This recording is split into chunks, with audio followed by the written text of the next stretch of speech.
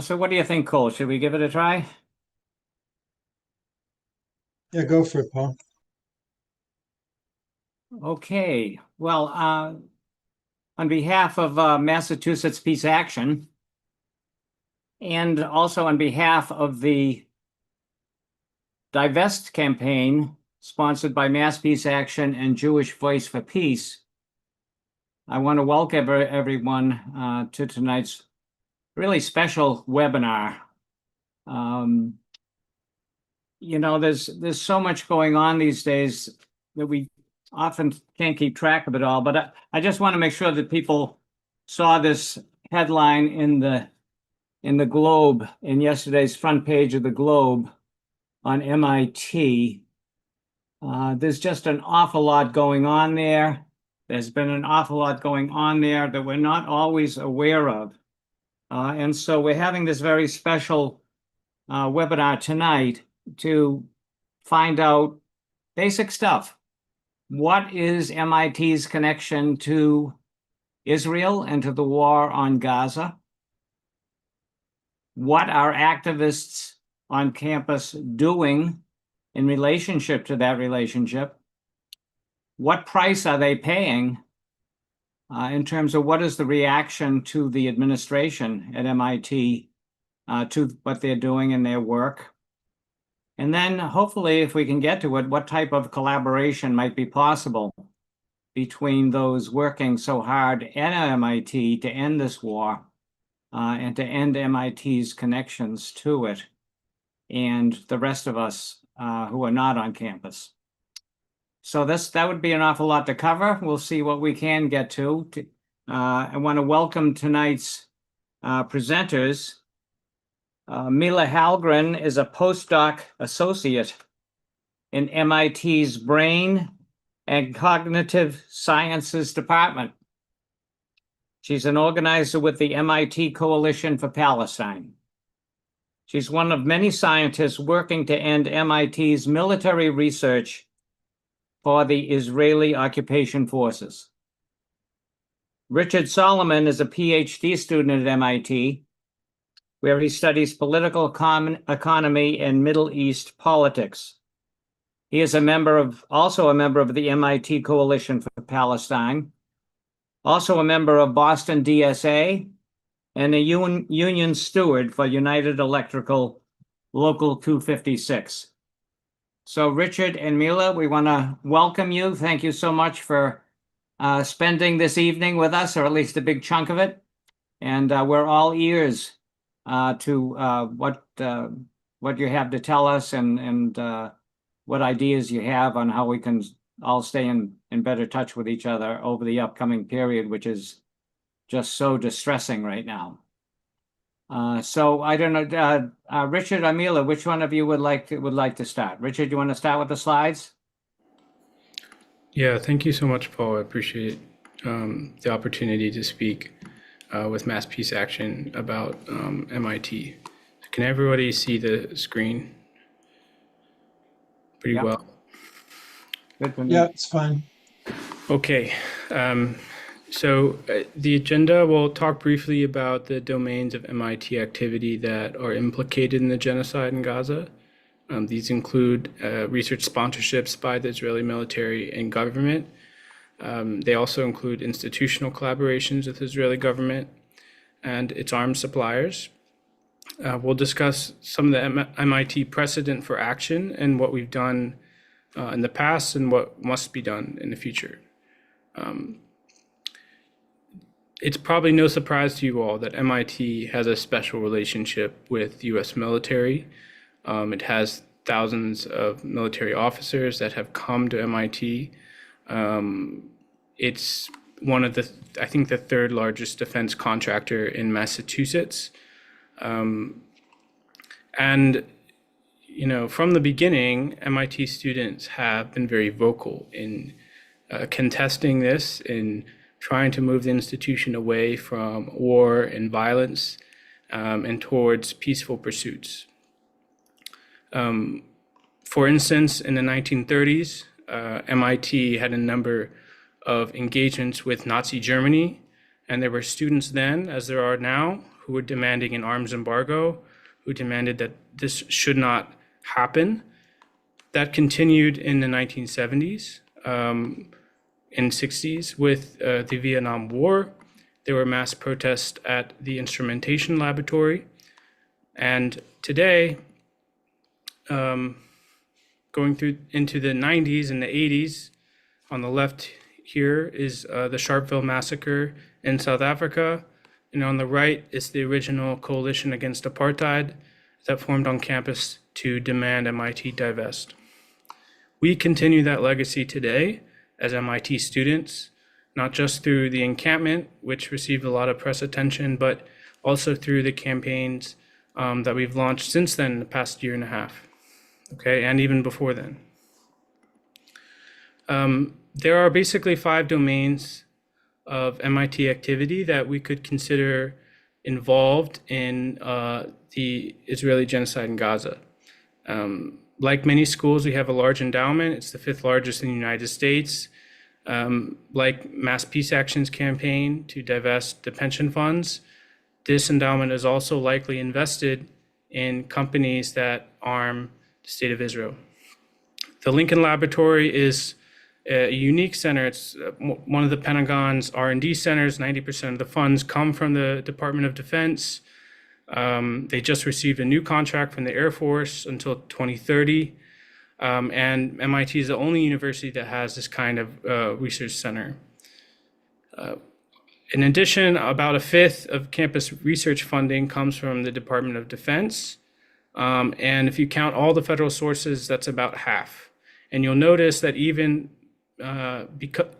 throughout Trump's budget cuts to the National Science Foundation, National Institute of Health, and so on, the DoD funding has stayed relatively the same, and it's going to occupy a larger share of MIT's research funding flows in the future. Now, these 3 sources are kind of black boxes to us. We don't know the endowment. It's dynamically managed. They don't give us any access to the portfolio. Lincoln Laboratory research is classified, and DoD funding, we still haven't fully mapped out all those lines of complicity. However, we do know that the Israeli Ministry of Defense, this is the armed forces of the Israeli government, directly sponsor MIT research on campus. That is not classified, and so we can access that. We also have noted a number of institutional commitments by MIT to arms providers to the apartheid state. This includes Israel Aerospace Industries, Elbit Systems, Maersk, Boeing, and so on.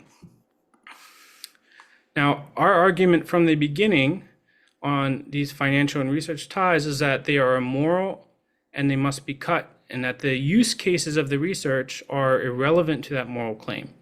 Academic freedom is not an excuse for this kind of thing. To illustrate why that should make sense, you have to think about Jeffrey Epstein. He's in the news a lot right now, one of Donald Trump's friends. He used to be a donor to MIT. He donated a lot to the Media Lab, for instance.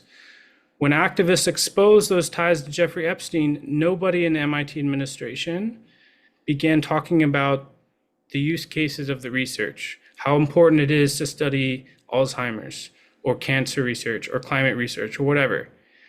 What mattered then was that Jeffrey Epstein was a convicted sex offender and he was sponsoring research, and that was immoral. Okay, so that's the first point. That's the first argument. And oftentimes in MIT's own communications, they will try to mislead people and say that's not the real claim, but that's the claim. The second point, though, is that even though the ties themselves are immoral, the research itself is also unethical on its own basis. And that's because of its potential uses and likely applications. And we know that from the way it's presented, from reading through the research itself.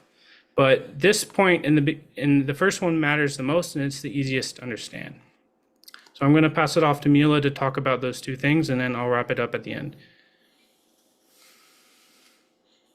All right, thanks, Richard, and thanks again, Paul and Mappa, for having us.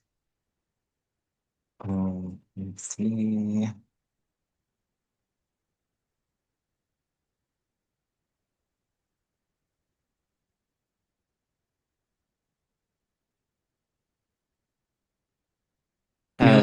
If you want, I can also scroll through the slides as you're talking, but it's up to you. Oh, I got hella animations, so figured it would be. But if everyone can see mine, okay. Yeah. Okay, cool. So, right.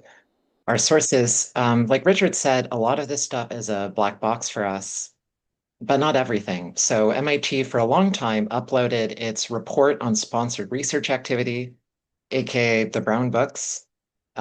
These are these big spreadsheets, sort of like a little excerpt here, which lists the PIs or the supervisors that individual grants are routed to, how much money each grant is, the source of the money, and the titles of these grants.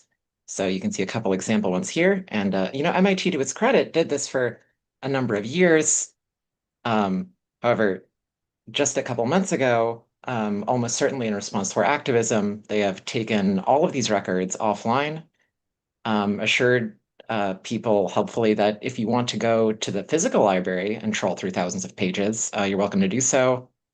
And they're going to stop putting this information out in the future, presumably to avoid further scrutiny over their ties to the Israeli military and other human rights abuses.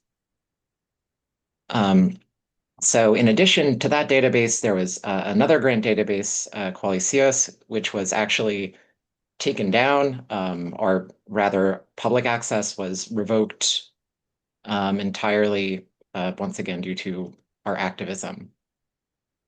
So you can see a more detailed view of the Brown Book here. From our research, we know that these sponsorships go back around 17 years and that the Israeli Ministry of Defense is the only foreign military to sponsor MIT research. So how is this money routed? Like much of Israeli military spending, the ultimate source is the United States Department of Defense, which sends billions of dollars in military aid to Israel. Specifically, they give the Ministry of Defense a bunch of money with the proviso that it has to be spent back within the United States, and the place that they choose to spend that money, or the place that they allow their grant requests to receive proposals from, is our school, MIT. And again, this is all the direct military research done by MIT labs for the Israeli Ministry of Defense. So there are many of these. I'm going to walk through a couple of them, give you a flavor of what kind of research is done. First, of course, the administration has been very assiduous in saying that this research is not military, it's basic and open, and that suggestions that any of these labs' research is designed for conflict are untrue. I am omitting the name of the lab here because many students have actually been given no contact orders with several of these professors to discourage public discussion of this military financing. So don't go to Sally for your take on this. Go to Special Rapporteur for the United Nations, Francesca Albanese, who specifically states that MIT conducts weapons and surveillance research funded by the Israeli Ministry of Defense. In fact, MIT is the only US university named by the United Nations in their report on complicity in the Gaza genocide. So here's one of these grants. The title is Field Capable Bacterial Biosensors, which doesn't make a lot of sense on a quick skim, especially how this would be related to the military. But when you start poking around the papers that are funded by these grants, you can see this one, for instance, funds the development of bacteria which fluoresce in a non-visible range when they are in contact with TNT. And so the way this is sometimes framed is as humanitarian. It's something to help clear out minefields, right? Because you spritz the bacteria everywhere, you send some drones over, you pick up the fluorescence, you find the mines. But of course, one has to ask who put those mines there? What are those mines doing there? And the real answer is almost certainly that the Zionists want to use this sort of tech to clear mines that they've placed in order to expand their settlements, or to clear out minefields placed by enemy combatants so they can launch aggressive ground invasions into places like Syria, southern Lebanon, with less resistance.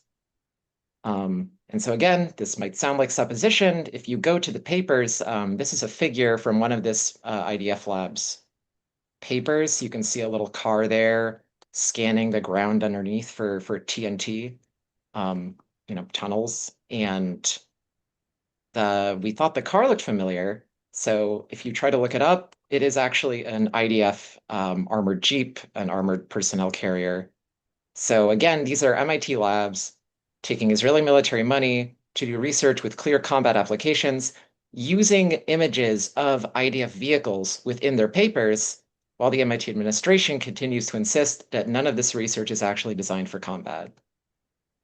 Of course, what has drawn the most attention at MIT is our research on drones and drone swarms for the Israeli military. Here's yet another grant, Autonomous Robotic Swarms, Distributed Coordination and Perception. So more concretely, what do these grants actually finance? They finance experiments like this. So this video is shot in the middle of MIT campus in a 40-foot by 80-foot like hangar room called the Kreza Center for Autonomous Systems, named after the chairman and former CEO of Northrop Grumman, who's also the primary donor for this facility. What you can see here is a bunch of small UAVs tracking cars on the ground, and the actual research that's being done here is figuring out ways to reduce the Wi-Fi overhead necessary to coordinate all these swarms of drones flying around without bumping into each other or missing their targets. You can see similar work occurring at other Israeli military-funded labs at MIT, working on ways to better facilitate drone swarms and drone tracking. Corsa compression algorithms focuses on ways to compress the data that is being shuffled between the drones and the controlling processing unit. And again, if you just read these papers, and you can see some quotes on the left, they almost always mention security applications, surveillance applications, defense applications. So again, don't trust us, trust the people that actually write these reports. And even if none of this were the case, if you look at the co-authors for many of these papers, they are actually done in collaboration with weapons engineers at some of Israel's largest weapons companies.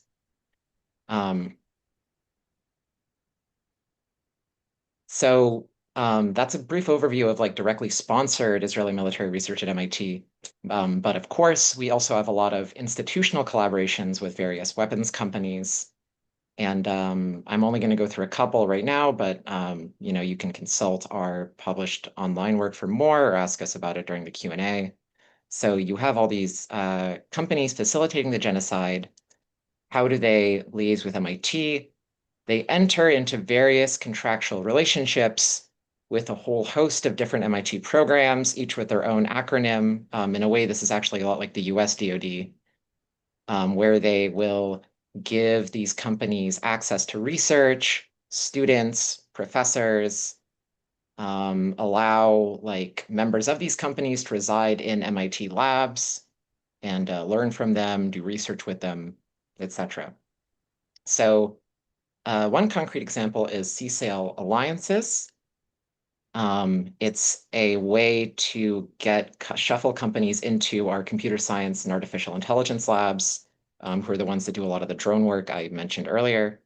So if you look at the publicly listed affiliates of these partnerships, you see a lot of the usual suspects like Northrop Grumman, Raytheon, Caterpillar, the Boston Consulting Group, which is responsible for the inhuman acts of the GHF recently.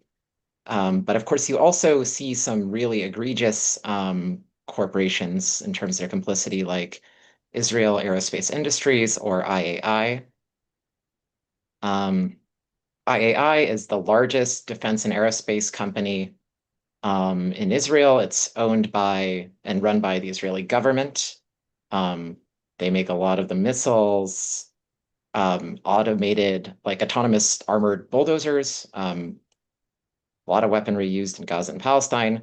So it was rather shocking to us when we checked their LinkedIn and we see that just a month ago, Israel Aerospace Industries visited MIT. So you can see a picture here of, again, that they're posting of their chief executives at our school. If you look into who all of these people are, you can see on the right there, it's like the president of Israel Aerospace Industries, American subsidiary, their chief technology officer.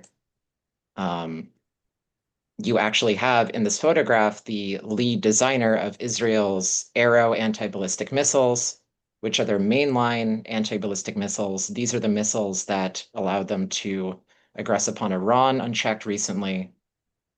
You also have the inventor of the Harop suicide drone, which will autonomously track targets, fly into them, and detonate, and has been used on refugee tents in Massawi, amongst other places.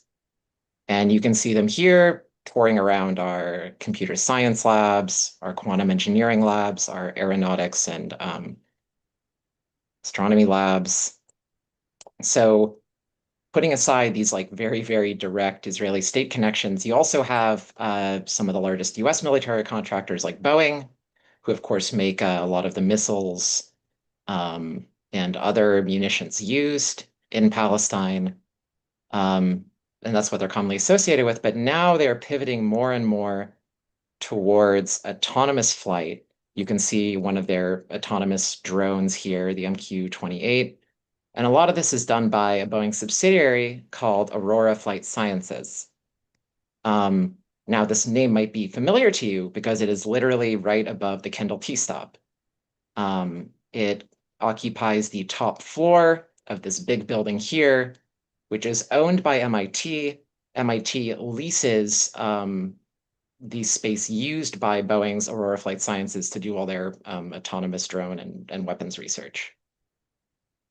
So besides this real estate connection, MIT needs a way to funnel its students into Boeing and Aurora Flight Sciences. One of the main ways it does that is called the MIT New Engineering Educational Transformation, or NEET. The way that they describe themselves is empowering a new era of engineers with career-forward interdisciplinary education. Of course, if you poke around, you can see that this is actually a way to give students a head start on designing autonomous machines. Why do they want to design autonomous machines? So we can help our students collaborate with Boeing. And the way this is all laundered, of course, is not explicit. It's not upfront. No one is telling these 18-year-olds that we are trying to groom you into constructing weaponry used in a genocide. Instead, we get things like the NEET Community Spring Social and movie nights, again, to induct people into building autonomous weapons for Boeing. So in short, the ties to the Israeli military and the genocide are very naked. It's not just about a sponsorship. It's about active collaborations at multiple levels. And I'll let you pick it back up, Richard. Yes. So there's a question about, does this violate MIT policy and values and the law? And the answer is yes. MIT has expectations about scientific ethics that we're all forced to learn about. MIT has policies about environment, health, and safety, and the need to minimize the adverse effects of our activity on the environment and on global health. I can tell you that aiding and abetting a genocide against the people of Palestine is affecting their health and safety and their environment. MIT's mission is to better humankind, international law, including the Article 3 of the Genocide Convention, and as well as the Rome Statute, both criminalize complicity in genocide, and MIT has its own prohibition on the use of institute property for illegal activity, which should be included under any definition of genocide, right? You can go to the next slide if you want. MIT also has a report. This was created after the Jeffrey Epstein scandal on campus. The authors of this report, Tevneet Suri, who's a professor here, recommended that MIT automatically reject any research sponsor if it answers yes to the following criteria, and that includes having supported or funded any gross violation of political, civil, or human rights, and if it's involved in a gross violation of these rights. And examples of such violations include things like genocide, torture, mass murder, systematic racial segregation, and, quote, deliberate and systematic deprivation of essential foodstuffs.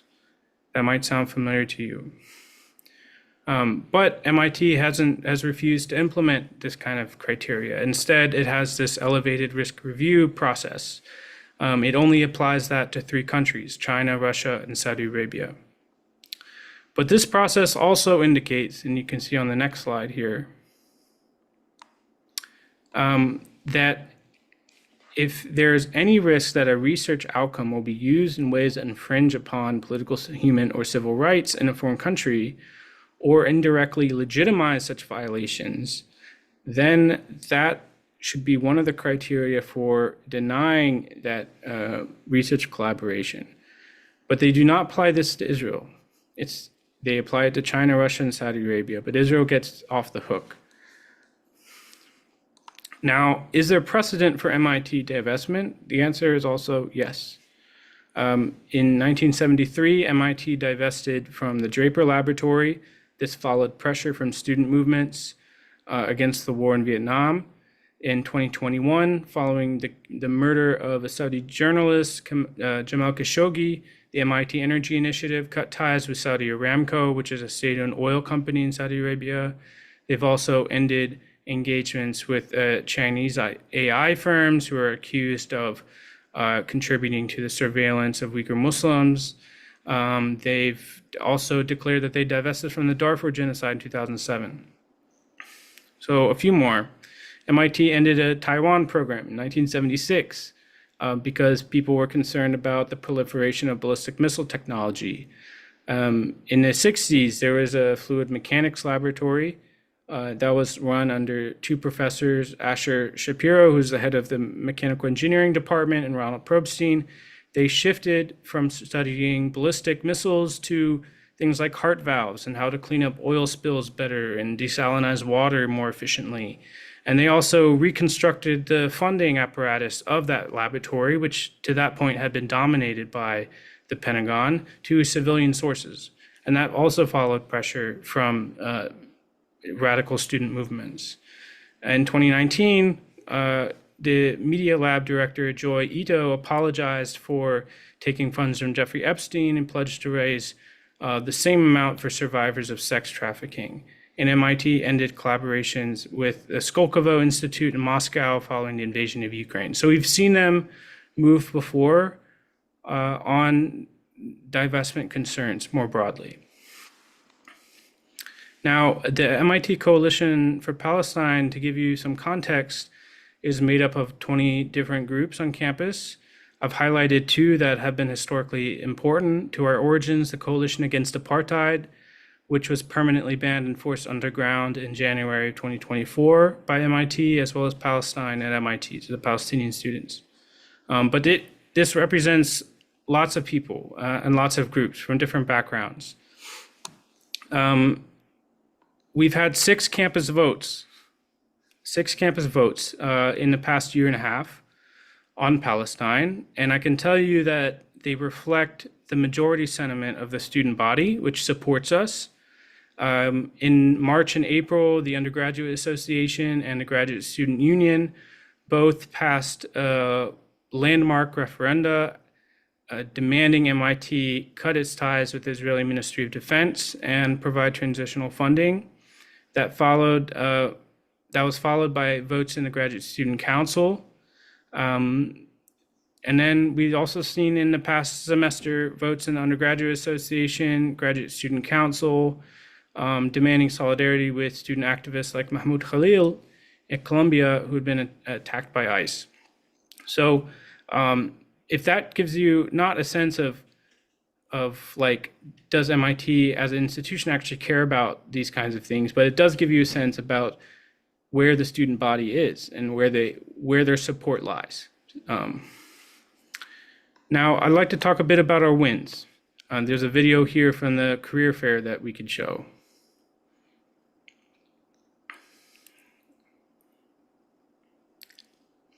This is at the 2024 career fair in September. Some activists put this on a rail and reeled it out, forced Lockheed Martin out of the career fair, actually. They left 3 hours early. They were so embarrassed and overwhelmed by the amount of opposition in the room towards them that they left. We also know Lockheed Martin ended its seed fund program and had one with Misty Israel that was meant to connect students and faculty at MIT to Lockheed Martin's weapons factories in Israel and their offices there. And then an MIT laboratory head has pledged to his own workers in that laboratory to not renew the Israeli Ministry of Defense contract. So we see these as wins. And then in the spring, if you go to the next slide here, we forced out Elbit Systems from the Industrial Liaison Program. They ended their collaboration probably at the end of 2024. This was done in partnership with BDS Boston, as well as activists in Seoul, South Korea, and Bangkok and Tokyo, who pushed against this. The ILP program has conferences around the world. They went there, they protested, and we weren't like super polite. We have to, really push them, make them uncomfortable. But eventually, Elbit Systems realized that they need to leave. For some context, Elbit, of course, is like one of Israel's largest arms companies. They make 85% of the Israeli military's drone force. Okay, so what is next? The first thing is that you need to join a BDS campaign. If that's not mass peace action, if you're a student at MIT, join us, help us. And I'm not just talking about boycotting a certain brand of hummus, like Mass Peace Action, JVP, they have this campaign to divest the state pension funds. That's going on right now. Tonight in the US Senate, Bernie Sanders is forcing a vote to try to end $700 million worth of weapons to the Israeli government. There's initiatives happening locally, like the Somerville divestment effort. MIT students need to come talk to us and join organizers, and we need to build our disruptive power and our embeddedness within MIT's culture and develop some leverage there. I can tell you that over the next year, it's very likely that we are going to continue advocating for MIT to end its ties to the Israeli military, get the Ministry of Defense out of our research, as well as Israel Aerospace Industries out of the CCL alliances. I know it can feel somewhat overwhelming to see all the ways MIT is complicit. I know it's overwhelming for me. But just like the students in the 1930s who went against MIT rules and protested MIT's collaborations with Nazi Germany, in the same way they did that in the 1960s and 70s with Vietnam and during South African apartheid, we're doing the same now, and that requires some amount of perseverance. I mean, in Cambridge, Massachusetts, I think the first BDS campaign, so to speak, was in 1971 against Polaroid, which used to make these pass photos for the South African racial segregated pass laws, right?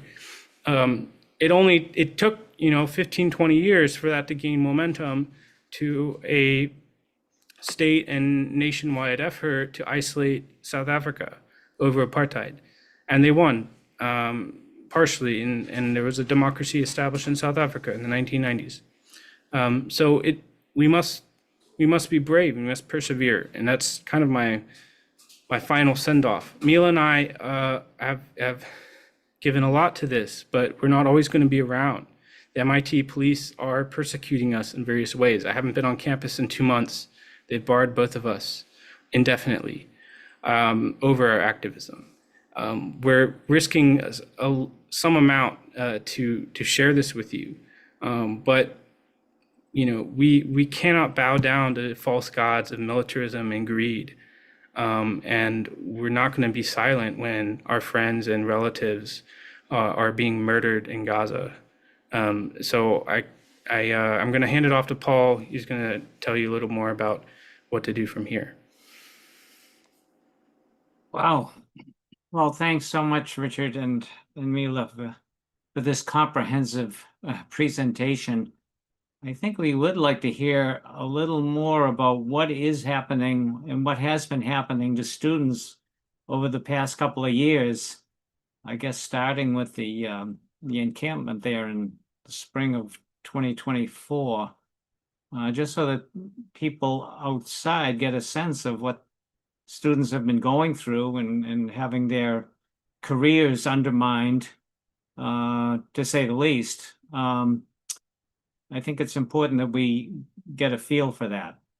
But before going into questions like that, there are a couple of things we want to ask people in the audience tonight to do. There is a new bill being filed in the House that Cole is going to tell us about right now and give us the opportunity to send a message to our representatives in the House, asking them to sign on to this bill, because only a few of Massachusetts representatives have done so. So Cole, you want to take that one?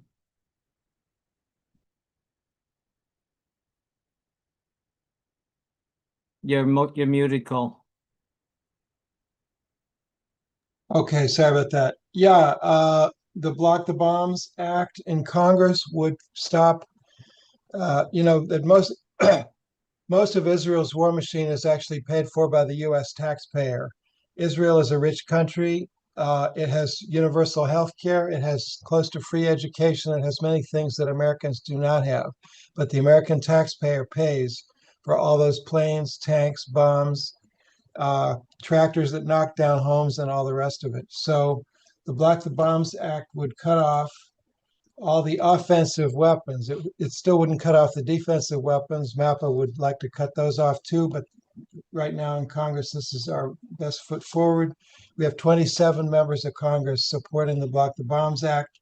They include 2 members of Massachusetts congressional delegation, Ayanna Pressley and Jim McGovern. If one of them is your representative, you can thank them. If your representative is someone else, you need to ask them to support that bill. And I need to put this in the chat. Yeah, so Cole is going to put the link to this form that you can fill out right now, actually, if you agree with it, to ask your representative to sign on to this bill, which would be, to say the least, pretty significant if it should get some traction in the House. So is that in the chat now, Cole? Yeah, it's there.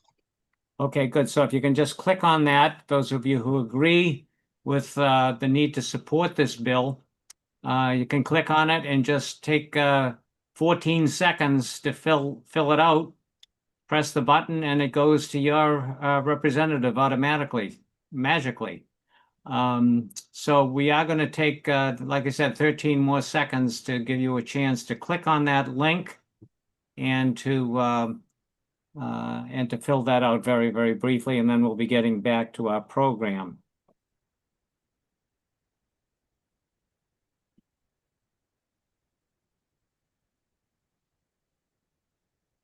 Okay, so that's good. I'm going to bother people with one more link. On July 16th, Richard and Mila testified at the hearing before the Public Service Committee in the House, in the Massachusetts State Legislature, where our divestment bill was being heard. This is H 2984. It's been filed by Erica Uterhoven here in Somerville area, and it would divest hundreds of millions of dollars in the Massachusetts State Pension Plan that provides pensions for all retired state workers across the whole state and just about every type of job. It would divest that money from companies like Raytheon, like Boeing, who are selling weapons to Israel. So I'm going to put a link if you would like to join us. Hope that'll work. You can just sign up there at some point during this webinar so that we have your name, contact information. This would involve things like talking to your state representatives about the need for them to support this bill, because it will be coming up for a vote in the Public Service Committee very, very shortly, over the next month and a half or so. And we need to bring as much pressure to bear as possible. But also we do public education campaigns, going out and educating people about these investments, so that it's not just a question of lobbying our representatives, but also putting pressure on through public activity and getting people to sign postcards and all this type of thing. We hope that you all might be interested in something in plugging in one way or another to this campaign. There's plenty of ways to do it. And so if you are interested, we hope you will sign up by going to that link. Did that link show up, Cole? Do you know? Yeah, it did. Okay, good. So with that said, we are going to include in the follow-up email that everyone who registered will get tomorrow, which will be a recording of this webinar. And Richard and Mila are going to give me a link to the research paper. It's actually more than a paper that gives a lot of the details that they touched on in their presentation, so that if you want that solid documentation, you'll be getting that. So keep an eye out for that. It'll come to you tomorrow or the next day in a special email. It'll come with a recording of tonight's webinar that you can share with friends who aren't able to make it tonight. Or if you wanted to go through some specific points of tonight's presentation yourself, you can do that. So let's give question and answer a try here. I'm going to ask people to go to the React menu item at the bottom of your screen and click on that, and then click on the raise hand function, and we'll see if this works. So if you have a question, please go and raise your hand, and we'll call on you in the order that you ask your questions. For now, maybe we could start with just what has been going on, what has been happening to students at MIT, and are there things that people who are concerned about Gaza can do to be supportive of students who are going through this difficult time? Well, I can say, I think it was a few months ago, we were speaking with Mike Albert, who was a student activist at MIT in the 60s and 70s, and a colleague of Noam Chomsky, and he made this ironic remark that, in his day, they were extremely militant and people mostly got off free, whereas nowadays we do kind of very little, and yet we're punished pretty hard. And so some examples of that is after the encampment was destroyed by the riot police, MIT suspended dozens of people. I think there was at least 20 arrests over those 3 weeks.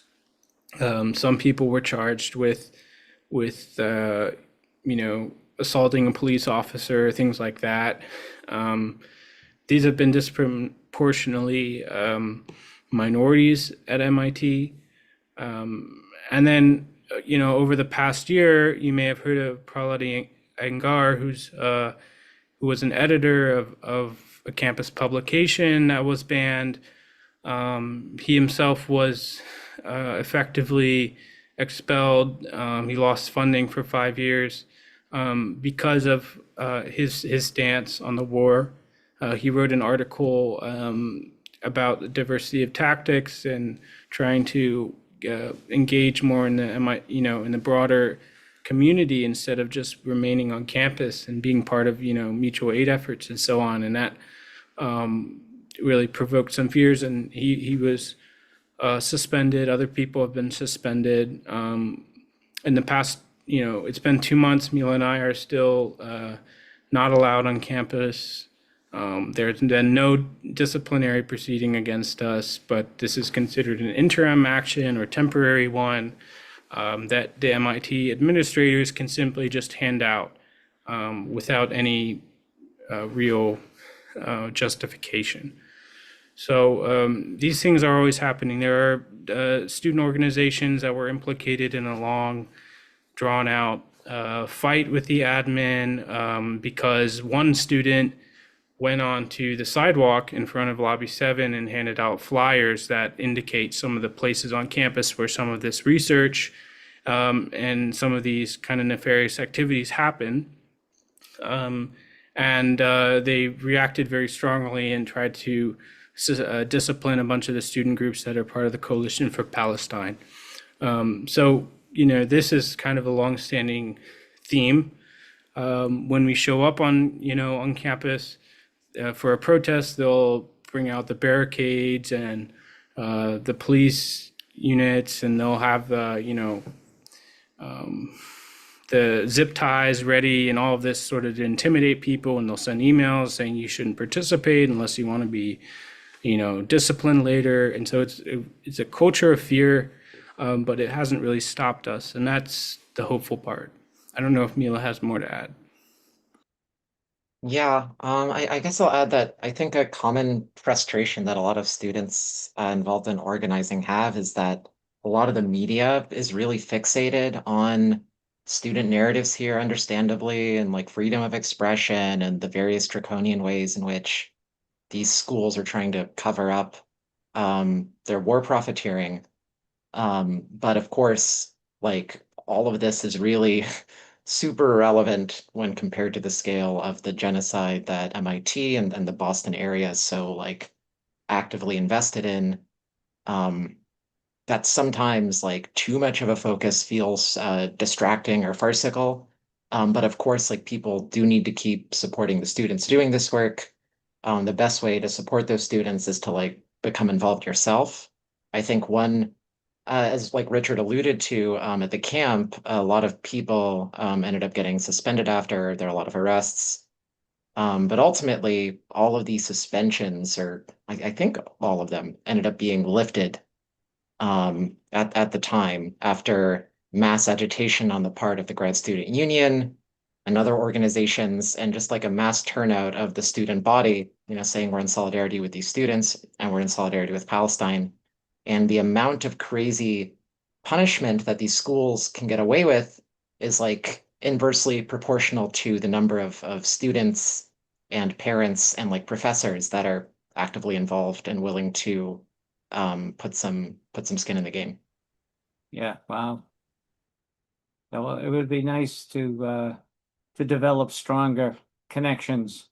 MAPRA is doing all kinds of stuff. We're spread a little bit thin, actually, given the various projects, but I think certainly our experience from working at Harvard at the commencements and with students there and hearing about all this stuff at MIT, there's plenty of support among people to try to figure out ways that aren't just a waste of time, but that actually promote the Gaza movement through collaboration. So hopefully some type of communication along those lines can continue.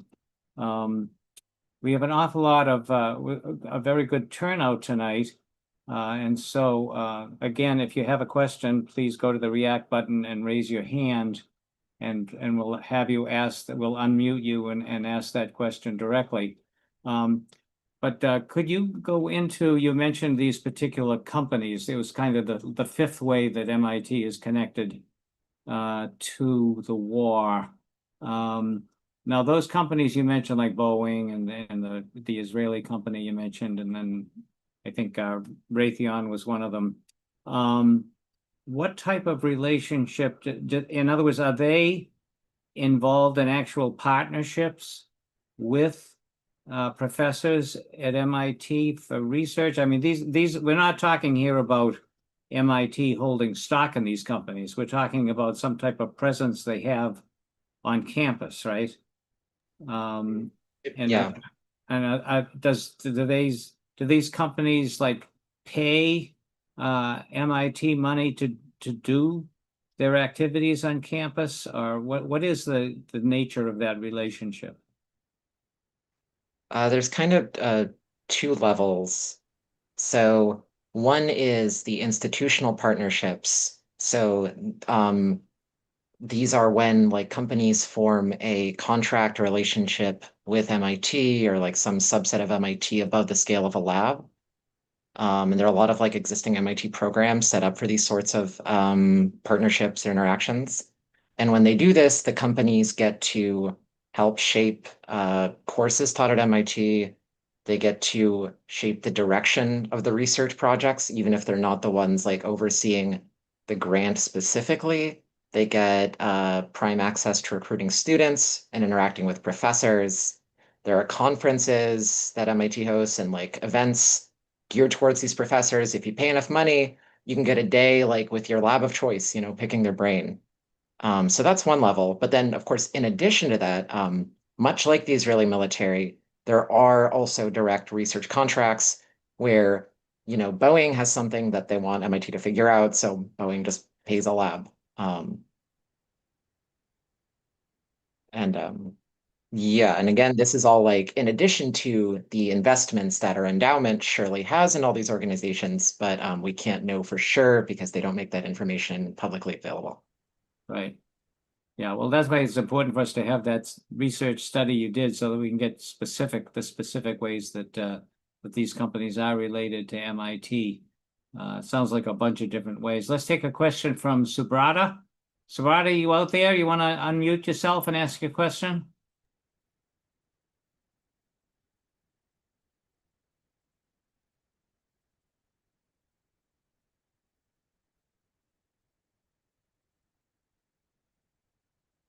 Subrata, are you speaking?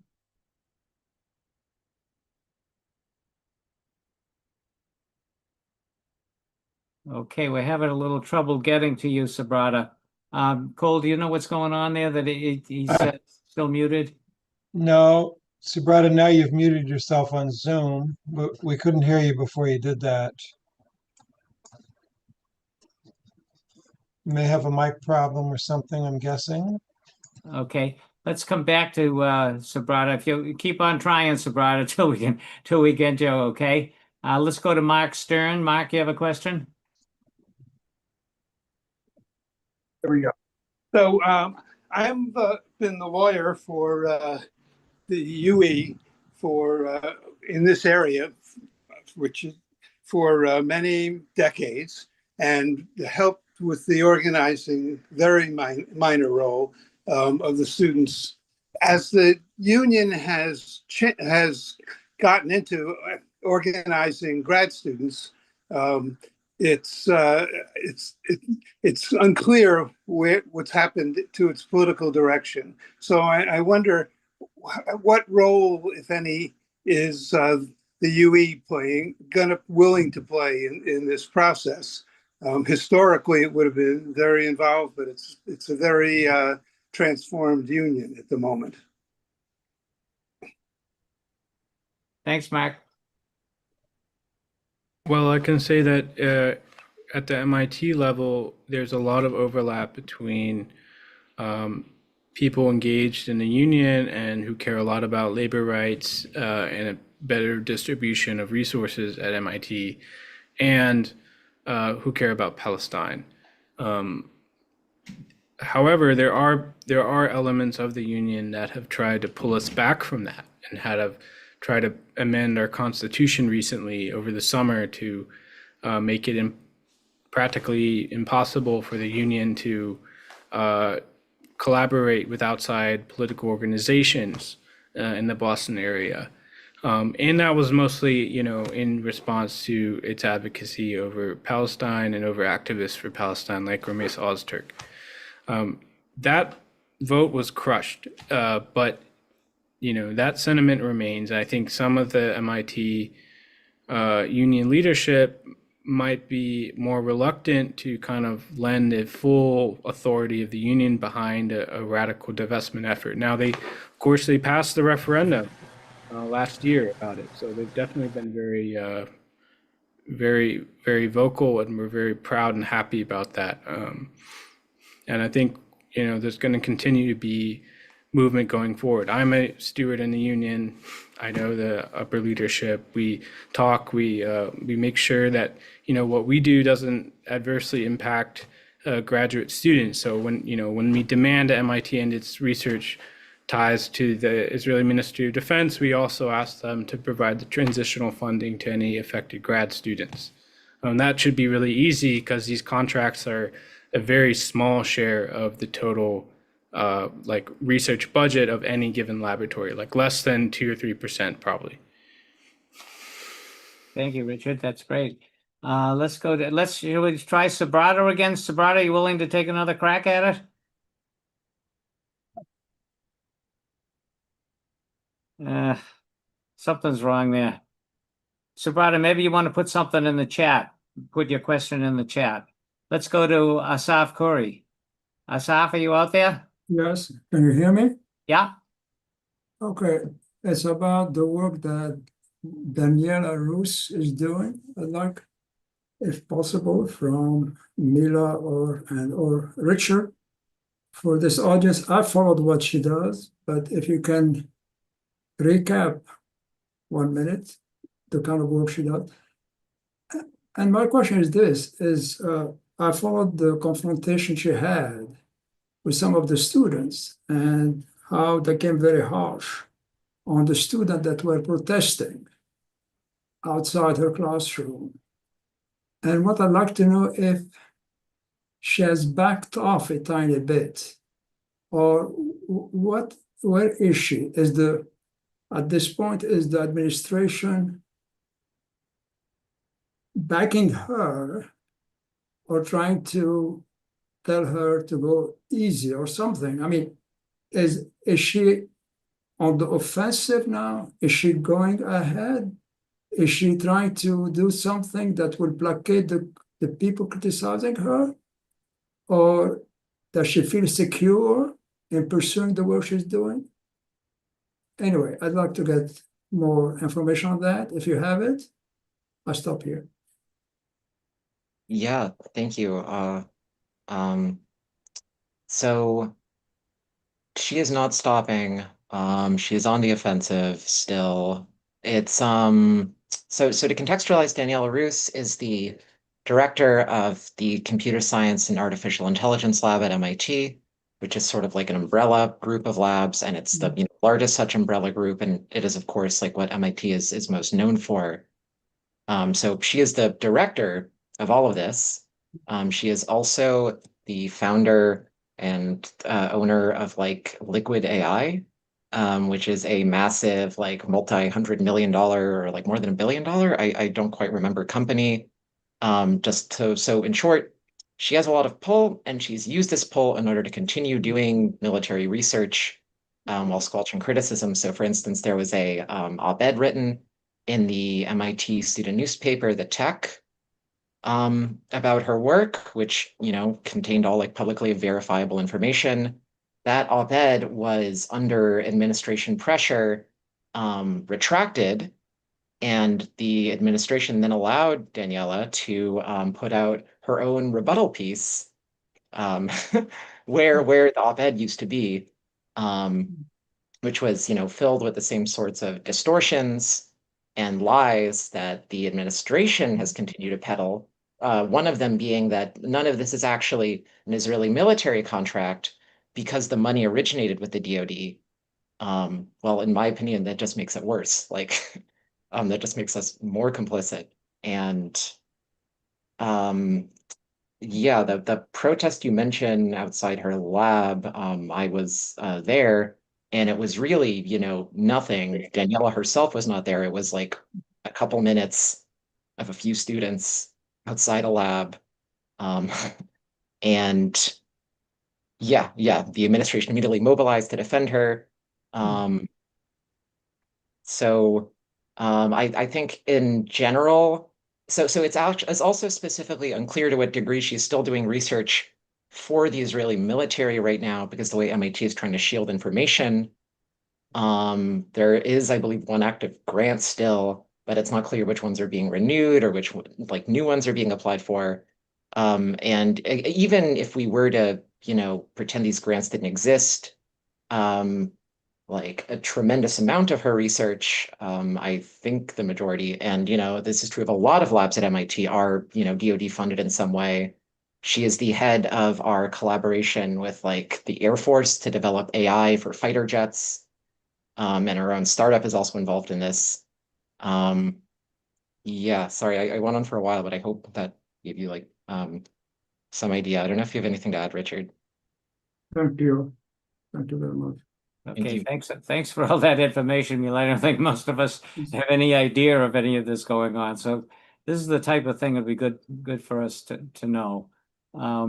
Let's go. We have someone on the phone here, 773. Do you want to unmute yourself and ask your question? Hi, Jake is my name. Calling from Jake. Chicago. Thank you for your talk. Got a question. How much of this research is specific to Gaza, Israel and Gaza, versus more general military research? I mean, I can see a whole overlap. They were probably involved with a lot of nuclear-related research. In fact, I was told that the internet itself was developed in mathematics labs of MIT in the mid-1970s as a military tool. So yeah, my question is how much of this research is specific to Israel versus in Gaza versus more general military research? Well, I think if you consider sort of like what is the Israeli military doing in Gaza, it's using technologies that have been perfected and tested for a while. I mean, there might be some amount of scientific testing happening in Gaza, but to the large extent, it's bombs sent by Boeing and General Dynamics and shipped there by Maersk, and it's the Israeli military itself operating. The military is sponsoring MIT research, right? And a lot of these like research things are really early on in that pipeline. So it might be 10 years before a given drone coordination algorithm becomes useful to a military in a combat setting. But it's part of a longstanding pattern and tradition, right? I don't think any MIT research was used to aid and abet the sex trafficking of children with Jeffrey Epstein, but he was, a donor here and he supported research here, and that tie was wrong. Not because of any of the research uses, although that could also be bad, but because of who he was. And it's a similar case with the Israeli military. And that's kind of the main point that we want everybody to come away with, is that the administration loves to talk about the use cases because they know more about that than people who are not experts in, artificial intelligence, right? But that doesn't matter. It's who is funding the research and who does it benefit, and who is happy to present that research at conferences in Israel sponsored by the largest defense contractors in their country. I mean, to me, it's very obvious this is part of a general ecosystem of research and arms development, whether or not like the technologies used in Gaza right now can be directly traced to the campus live is like probably difficult to establish, but that's not really our argument. Yeah, thanks, Richard, on that. Yeah, because and possibly a lot of that drone research stuff could be easily being used right now. It's just very, very difficult to track down that type of specific use. But this is an opportunity to support the people of Gaza by any type of MIT severing of relationships to institutions connected to Israel, and especially its military.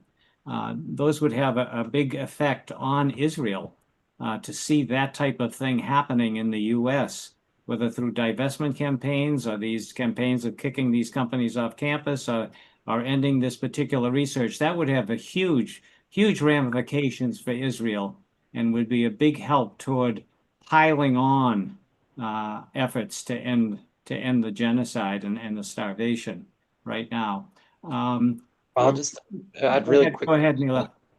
Just really quickly that in terms of specific to Gaza ties, it is really, really unprecedented to have like Israel's leading weapons designers come to the United States and like tour labs, right? That are not military, that are not classified. And that is what happened literally like 1 month ago, right? At MIT. So yeah, like Richard and Paul say, it is really hard to establish these direct lines, but insofar as anyone could draw a direct line between like the military research done at any campus and what's happening in Gaza, it would be MIT. Yeah. And there's, as you mentioned, there's specifically cited in this human rights report, just put out this 76-page report by the official rapporteur for the UN. So they're the only university, in fact, one of the few institutions actually mentioned by name in that study. Subrata, should we try you again? Because this is someone that does know a lot of these practical applications for things and what the research is used about. Subrata, you want to give us a try here? Is this working? Yes. Thank God. Yeah. Richard and Mila, I'm Subrata Ghoshrai. I has a little attachment to MIT at Science, Technology, and Society program. I'm a research affiliate there, although my work is primarily on military-industrial complex, the relationship between universities and the Pentagon. And so, first of all, you did a fantastic detailed presentation. I have been talking about these issues for probably 15 years, both in the United States and in Japan and elsewhere. But finding data like you have shown on MIT is really impressive. And I would love to collaborate with you in any way I can in this work on Gaza. And I have one. Sorry. I have one question, and that is not so much a question, but if you can comment on it, is you have primarily focused on the relationship between Israeli arms makers and MIT. Now, Israeli arms industry and US arms industry, they're joined at the hips, just like Biden was talking about that we are joined at the hips. It is really true, because the money really originates not in Tel Aviv or Jerusalem, but in Washington. And so money is just transferred under various guises in the budget, in the Defense Authorization budget, to go from our military budget, which is now almost infinite. It's and go to Israel and then come back to these kinds of places like MIT. So your focus on MIT is very important because first of all, you're there, you know the institute, its people, and what is happening, and exposing what's going on. And many efforts are made all the way, as Richard mentioned, back in the 60s with Noam Chomsky, and those people are still on campus. And then again, during the Star Wars, a project of President Reagan in 1983-84. And in both of those occasions, after massive student uprising, we had commissions. In the first commission was in the 70s, but it's called the Pounds Commission. And Professor Pounds at Sloan School is still around. He's close to 90-something. I met him. And the second was by the Nobel laureate physicist now in my own senile state. I probably don't remember his name, but he was a solid state, I think, physicist. And these two commissions, particularly the second one after the Star Wars debacle, made specific recommendations and observations about the presence of military research on campus. And you may want to take a look at these, the second report in particular, because things that you are raising is very much related, and it had very large faculty support at the time. I understand. I was not on campus at that time, but I'm going on too long. The one question was, have you looked at the relationship between CSAIL and these other departments, particularly Aeroastro, with the DARPA, the Defense Advanced Research Project Agency? Because a lot of the money is coming through the DARPA budget to MIT and other institutions. But I would thank you very much. You're so courageous. I'm so impressed. Thank you again. Thanks, Subrata.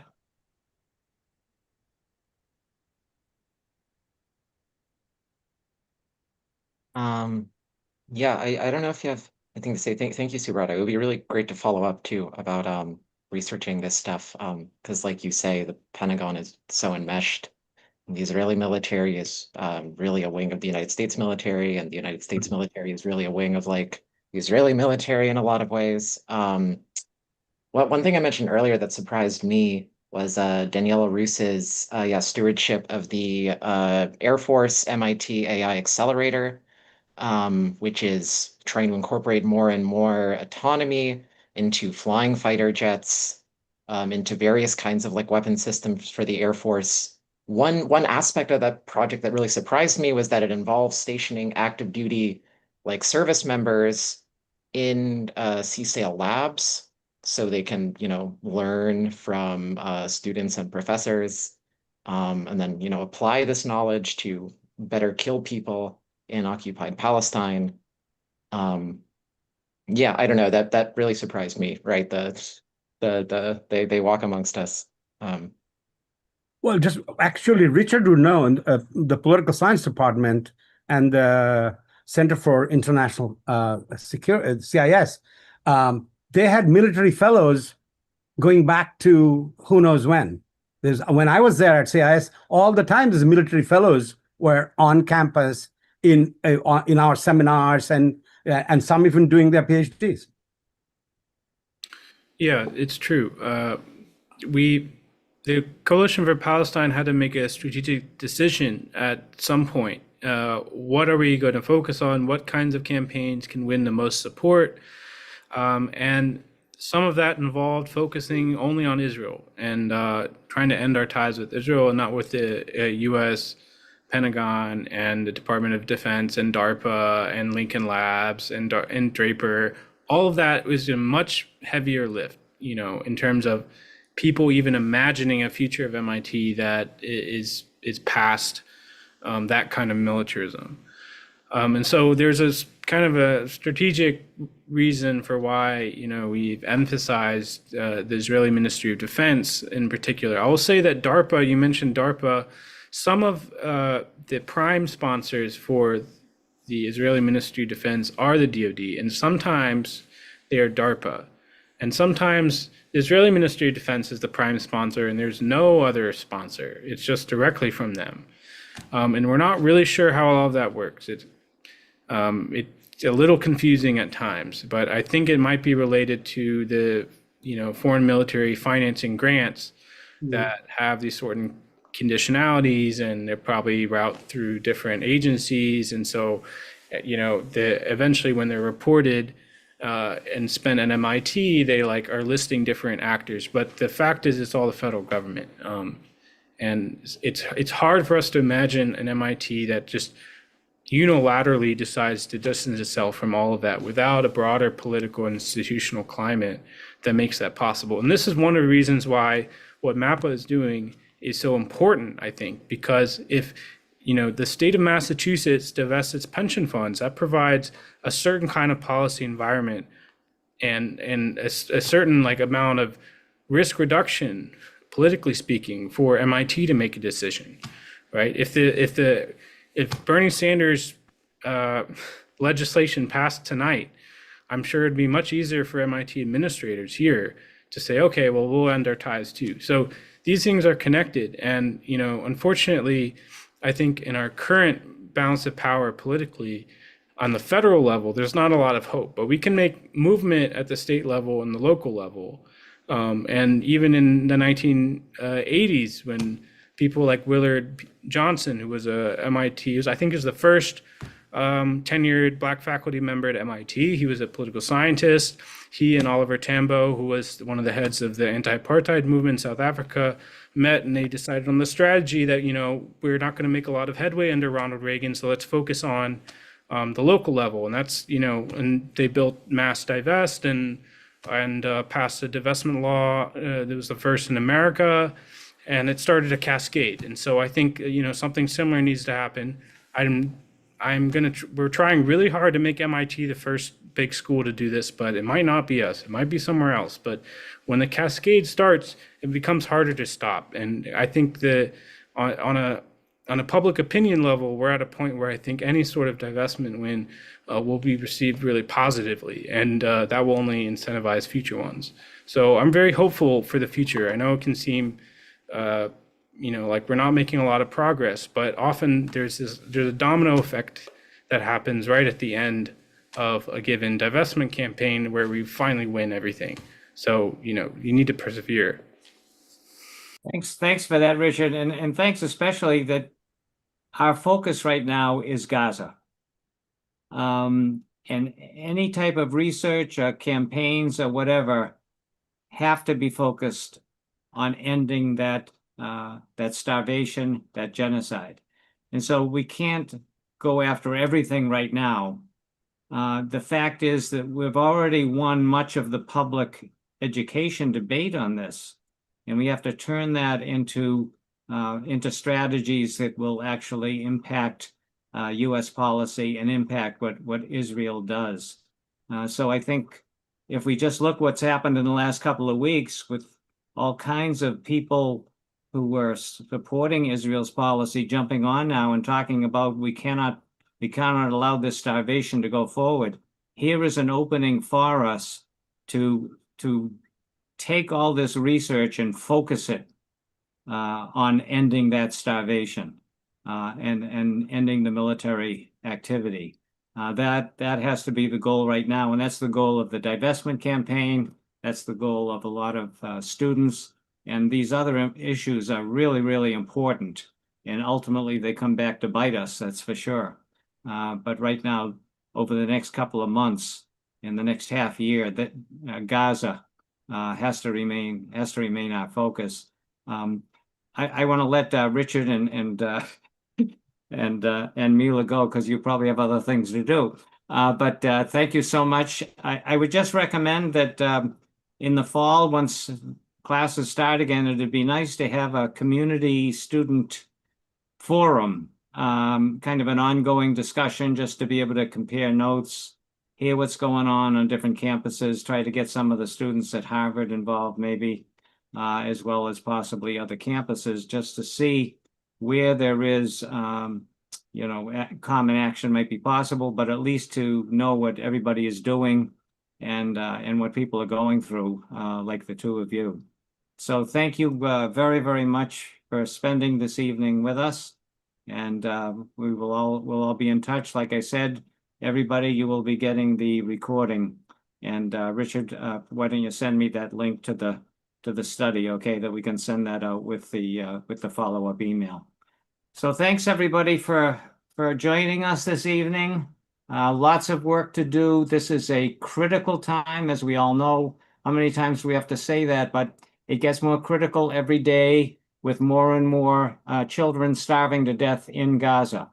And so that is worth whatever energy we have to put into social change stuff right now. So let's keep working together and do everything we can and end this nightmare, this horror show that's going on.